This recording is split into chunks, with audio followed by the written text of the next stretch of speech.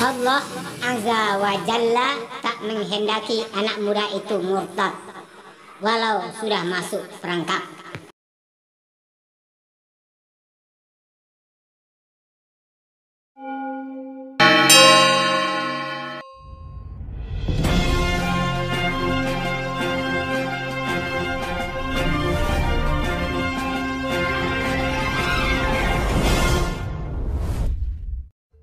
Harapan kita kepada tokoh-tokoh masyarakat setempat, MUI Kabupaten, MUI Provinsi berperan serta dalam mengembalikan kondisi anak muda ini ke semula. Sebab kondisi mentalnya sangat trauma, imannya sangat kuat.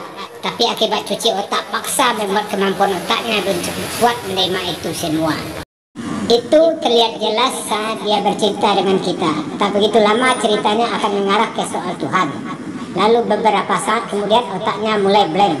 Lalu badannya lemas, kepala sakit, badan agak terasa panas, lalu diam seperti orang mau pingsan.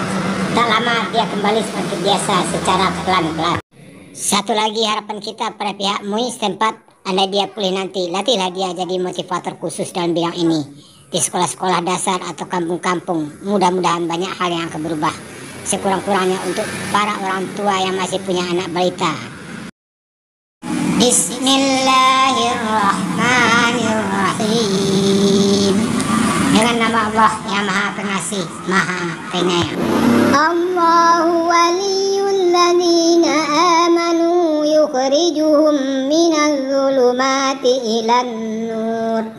Walladzina kafaru awliya'uhumut taghutu yukhrijunahum minan nuri ilal zulumat.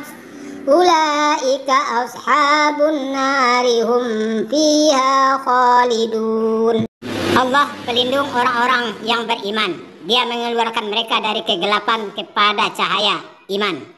Dan orang-orang yang kafir, pelindung-pelindungnya adalah setan yang mengeluarkan mereka dari cahaya kepada kegelapan. Mereka adalah penghuni neraka. Mereka kekal di dalamnya. Seorang anak muda dari Minangkabau hampir saja dimurtadkan. Hal ini terjadi berawal dari keinginannya untuk dapat kerja dengan gaji yang besar. Semula dia berkenalan dengan seseorang, lalu dia curhat soal kehidupan dan ekonomi dirinya. Ringkas saja, dia minta tolong dicariin kerja sama seseorang itu. Lalu orang itu menyanggupinya, karena dia percaya, dia ikut saja dengan orang itu. Sesampainya di satu mes, dia diserahkan kepada seseorang. Dari mulai menempati itu, dia sudah langsung dikhotbahin beramai-ramai. Dan dia diberi satu kitab untuk dibaca setiap hari. Secara terus-menerus, capek baca, dengar khotbah pembimbing. Selama kurang lebih 14 hari otaknya dicuci dan dipaksa menerima pelajaran agama baru. Hebatnya anak muda ini cukup cerdas. Hanya beberapa hari saja dia sudah dapat memahami sebagian isi kitab itu. Sehingga pada saat itu kalau ada yang coba tanya soal keyakinan, dia sudah bisa jawab dan bisa-bisa si penanya keteter menjawab pertanyaan balik dari dia. Terjadi beberapa keajaiban pada anak muda ini. Walau dia dijejali dengan bermacam-macam khotbah agama baru dan baca kitab terus-menerus. Dan kemungkinan 60% otaknya sudah terpengaruh. Namun hati sanubarinya belum seluruh terpengaruh. Hati kecilnya masih memberontak. Setelah dia memahami sebagian isi kitab, kawan-kawannya mengajaknya live Facebook di akun dia sendiri. Live ditujukan ke grup orang kampungnya sendiri. Mungkin dengan tujuan agar orang sekampung tahu bahwa dia sudah pindah keyakinan. Walau sudah pegang dan berkalung lambangnya, tapi dia belum diresmikan atau apalah namanya. Keajaiban yang paling hebat adalah selama masa 12 hari itu sudah beberapa kali dia diajak ke tempat ibadah mereka. Anehnya setiap mereka sampai di lokasi tempat ibadahnya itu tutup karena PPKM, dan mereka menjanjikan tanggal 1 Maret ini akan kontrak kerja di lokasi yang sama. Pada hari Kamis tanggal 24 pagi, anak muda itu minta izin untuk pulang pada kawan-kawannya dengan alasan neneknya sakit. Tapi semua kawannya itu berusaha menghalangi dengan berbagai alasan, termasuk soal kontrak kerja. Tak ada jalan lain, sampai waktu mau asyar. Dia minta izin untuk pergi mandi. Setelah mandi entah kenapa langsung beruduk. Selesai keluar kamar mandi terus ambil tas.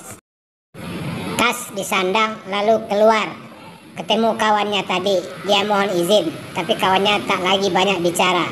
Hanya bisa berpesan, nanti andai kalau kamu butuh kami, kasih tahu. Gak ada ongkos kami kirimin, kata mereka.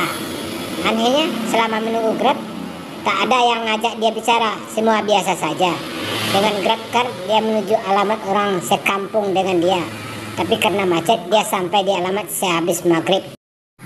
Catatan, semenjak selesai siaran live Facebook, anak muda ini sudah membuka komunikasi dengan orang kampungnya. Dan semenjak hari Kamis sore, misi penjemputan anak muda ini dirancang orang sekampung. Hari Jumat malam tim penjemput sampai di Jakarta. Hari Senin dia berangkat pulang. Demikian kawan-kawan kisah nyata yang baru beberapa hari belakangan ini terjadi, di mana kondisi psikologi anak muda itu saat ini nampaknya tidak stabil.